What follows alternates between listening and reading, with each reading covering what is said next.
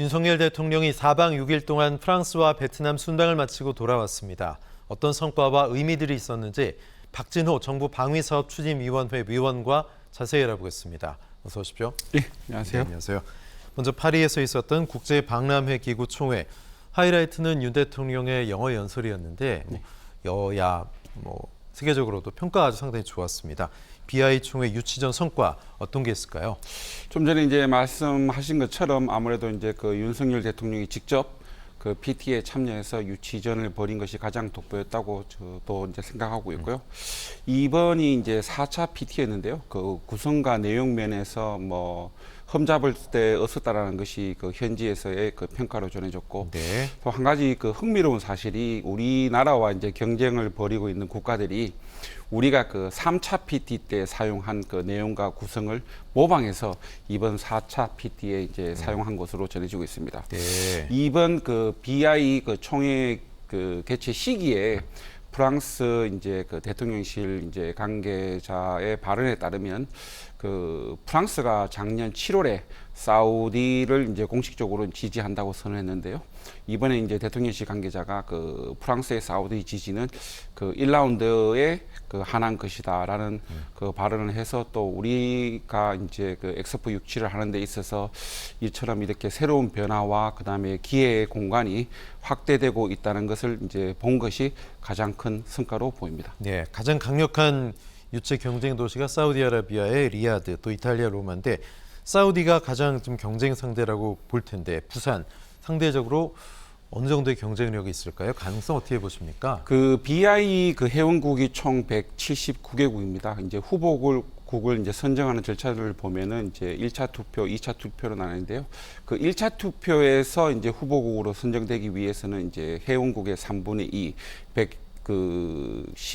119개국의 이제 그 지지를 얻어야 되는데 사실상 이것은 이제 불가능한 것으로 지금 이제 그 판단되고 있기 때문에 네. 우리나라는 이제 그 2차전에서 결국 이제 1차 투표 결과 이제 1위와 2위가 재대결하는 2차 투표에서 가반 투표를 이제 목표로 하고 있습니다.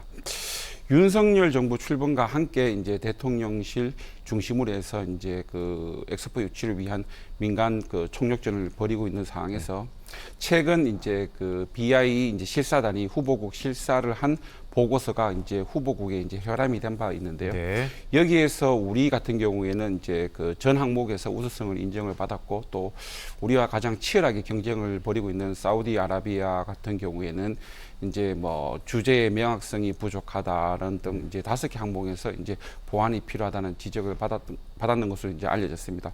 이러한 점에 있어서 이제 그 최종 후보 선정까지는 6개월이라는 그 짧은 시간이 남아 있지만 우리 나름대로의 틈새 전략을 활용해서 그 충분한 지지를 확보하는 데는 충분한 시간으로 보입니다. 네.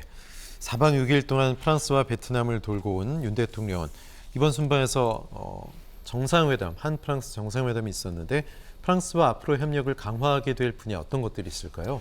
이번 정상회담 결과 이제 다양한 분야에 걸쳐 양국 그 협력 관계를 정진할 수 있는 보다 견고한 토대가 마련되었다고 생각하고요. 저는 개인적으로 그 원전과 우주 분야를 이제 꼽고 싶은데요. 네. 그 우주 분야에 대해서 우선 말씀을 드리자면은 그 30여 년 전 우리나라가 최초의 그 인공위성인 우리별 1호를 그 프랑스에서 제작한 발사체를 그 이용했다는 점이 있고요. 네. 또 프랑스는 그 유럽 우주기구 에사라고 불리는 유럽 우주기구에서 주도적인 역할을 하고 있기 때문에 한국과 프랑스 간 우주 협력은 곧 한국과 그 유럽 간 그 우주 협력으로 확대될 기회가 무궁무진하다고 생각되고요.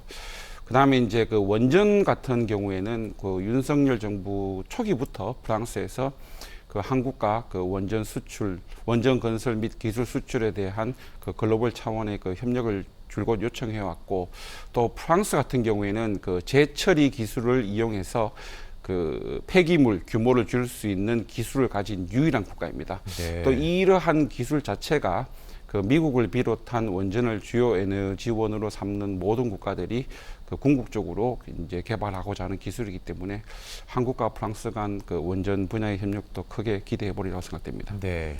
아울러 베트남에도 들러서 보반트엉 국가주석과 정상회담을 했습니다.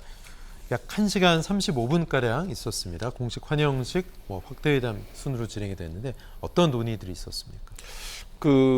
우선 이제 아세안 국가 중 첫 국빈 방문 국가로 이제 베트남을 방문했고요.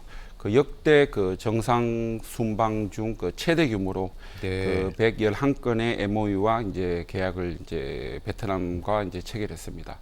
이 정부 윤석열 정부 출범과 함께 이제 경제 안보라는 새로운 시각에서의 이제 국익 창출 노력이 이제 가속화되고 있는 가운데 한국과 베트남이 지난해 30주년을 맞아서 포괄적 전략 동반자 관계를 맺었는데요. 이러한 관계를 제대로 이행하기 위한 행동계획도 이번에 이제 채택하였습니다. 그래서 결국 이제 양국 간 경제 협력을 다변화시킬 수 있고 또 경제 안보 측면에서도 양국 간 경제 협력을 보다 고도화시킬 수 있는 기회까지 마련됐다고 생각합니다. 예. 자, 중국에 이어서 히토류라는 광물이 세계에서 두 번째로 많이 매장되어 있는 나라가 바로 베트남입니다. 히토류하면 배터리 또는 반도체 등에 사용되는 굉장히 중요한 광물로 알려져 있는데 그동안 중국에서 수입했는데 중국에 대한 의존도가 이번 베트남 방문 협력을 계기로 좀 떨어질까요? 어떻게 보십니까? 그렇습니다. 의존도뿐만 아니라 이제 중국에 치중되어 있는 수입처도 다각화시킬 수 있다고 생각이 되고요. 베트남은 히토류뿐만 아니라 텅스텐, 주석, 보크사이트, 네. 티타늄 등의 핵심 광물 자원이 매우 이제 풍부한 것으로 알려져 있고요. 또 이번 한 베트남 정상회담 계기에 한 베트남 핵심 광물 공급망 센터를 이제 조성하기로 했는데요. 이 협력을 통해서 광물 자원 채광, 선광, 재련 등의 좀 기술을 고도화시킬 필요가 있다고 생각합니다. 네.